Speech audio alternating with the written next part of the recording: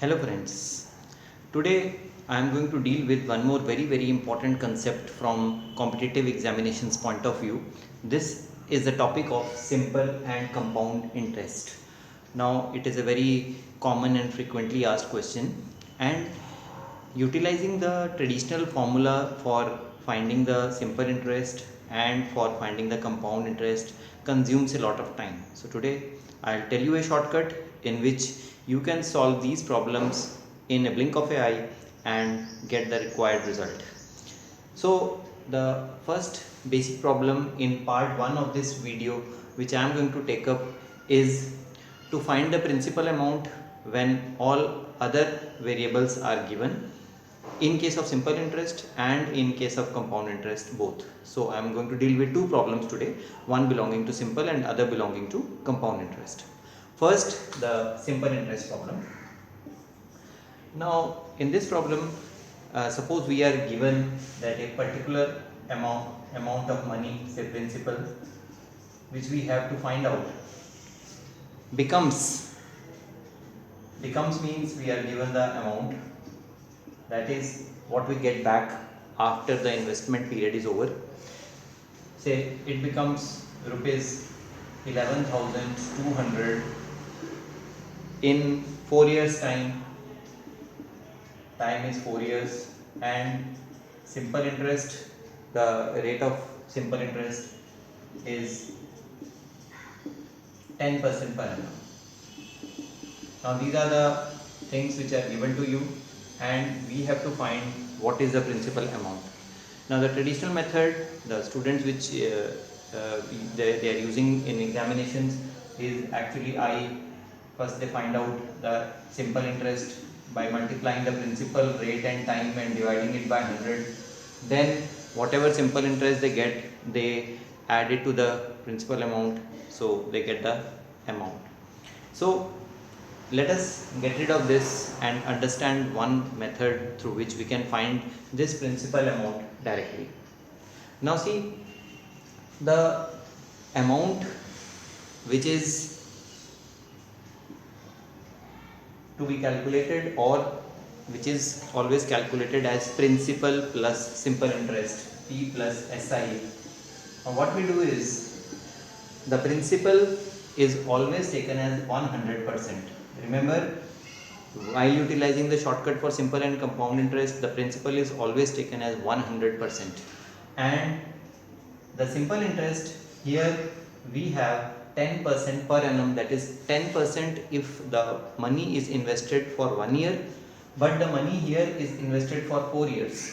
So we get 40% simple interest, because 10% for 1 year, so 10 into 4, 40% for 4 years. So this becomes 140%. So we get the amount after adding 140% interest in the principal amount. Now we just utilize the unitary method here.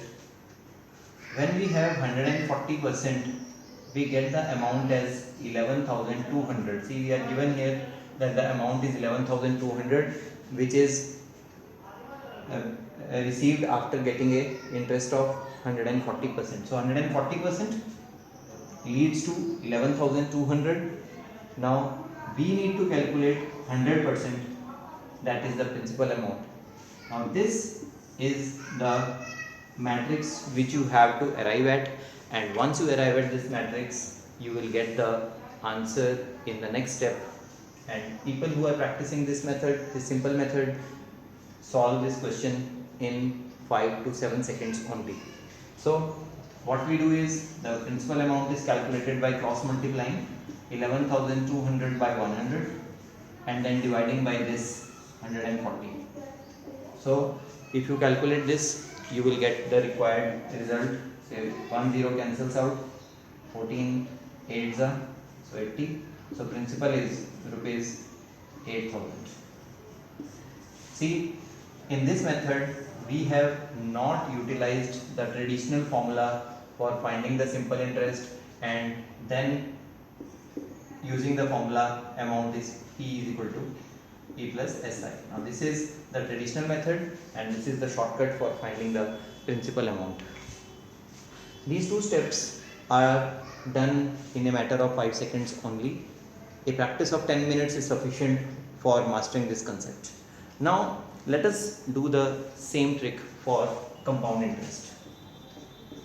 I will take the similar kind of problem here. We have to calculate the principal amount. Now for the principal amount, the amount is invested for 2 years. So time is 2 years. Rate, I will take the same rate of interest 10% per annum. And let us suppose that the amount which is received after 2 years is rupees 9,680. Now we have to calculate the money invested at 10% per annum for 2 years, which amounts to 9,680 rupees after 2 years. Obviously it is compound interest. Now for this, the students are utilizing this formula in the exams, which consumes a lot of time because it involves the use of fractions, adding fractions, then opening the power of that fractions, multiplying by p, finding amount and so on. So a lot of steps are involved in that, and there is a chance that you will commit some mistake or the other in that traditional method. Now the shortcut. In case of simple interest, what we did was we added the principal interest 100% plus 40%, 10 into 4. We multiplied the time and rate of interest directly. But in case of compound interest, we cannot do that. So what we do is the compound interest which is to be calculated here is obviously it is 10% for first year, but in the second year the interest is more as compared to simple interest, because now 10% plus 10% of 10, this is the formula which we use for finding the compound interest, overall compound interest for the 2 years. This is for the first year 10% which is given. For the second year what we do is we write 10%, obviously we will get 10% interest plus 10% of what we have already got, 10. So 10% plus 10% is 20 plus 10% of 10 is 1. So this is 21%. So now as we did here amount 100% plus 40%, now here the amount will be 100% plus 21% interest for 2 years, which is 121% now. Now after getting this step, now we can utilize the same trick which we did in case of simple interest, so that we can come out with the result of getting the principal. So 121% is the total interest, and that interest has resulted in an amount of rupees 9,680. So we need to find out principal amount. So 100%, as I told you, principal amount is always considered as 100%. Now this is the matrix which we have to arrive at, and after this things are very simple. Principal amount is just cross multiply 9680 into 100 upon 121, and if you see 121 multiplied by 8 is directly 968, so principal is rupees 8,000. Now this is the trick which you must learn in order to find the simple interest and compound interest problems, in which we have to find the principal amount given the amount, rate of interest and time. So students, this is the part 1 of this video. Just try and learn this method, because this method will be used in subsequent higher problems of simple and compound interest, which I shall be dealing in part 2 of this video.